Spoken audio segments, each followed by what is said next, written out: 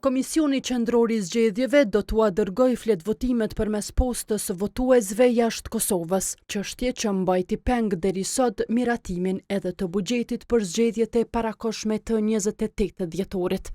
Me gjithë diskutimet e zhvilluara pro dhe kundër këtij operacioni, shumica e anëtarëve të KQZ-s dhanë votën për.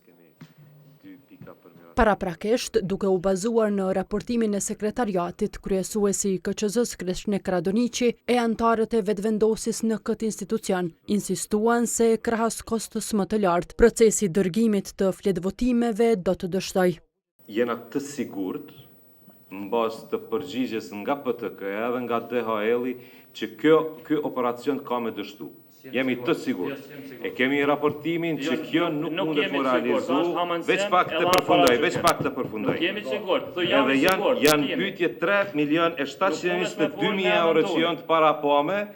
Po muj me kuptu qëndrimin që domosdo me u fut mjetet, me u shpenzu mjetet, kur kemi disa fakte dëshmi se ka me dështu.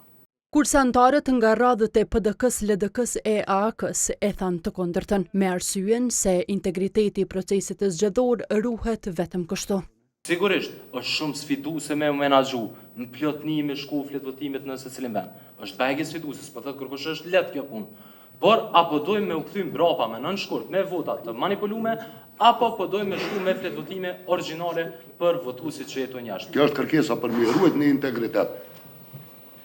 Na pëtëm joja atina i drejtohet, sa i ka mund të shkon edhe në ambasadat bëtaj, mundët më ardha këne, nuk jem të bëzgjedhje për diaspor, jem të bëzgjedhje në Kosovë. Kërkesa që në buxhet të përfshihet edhe shuma për dërgimin e fletvotimeve me post rrezoi rekomandimin e sekretariatit që fletvotimet të mund të shkarkohen online nga vetvotuesit jashtë Kosovës. Por për votimin që bën, antari vetvendosjes Alban Krasniqi paralajmëroi kolegët e tij, derisa veçoi antaren nga komuniteti turk, Mufera Sërbica Shinik.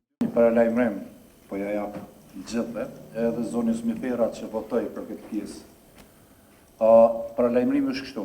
Me 12 dhjetor fillon afati i votimit përmes postës.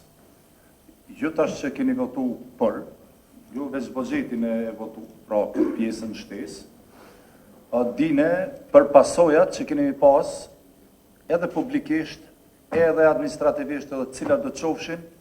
Krasniqi lëshoi sallën, por ati u përgjigj Shinik.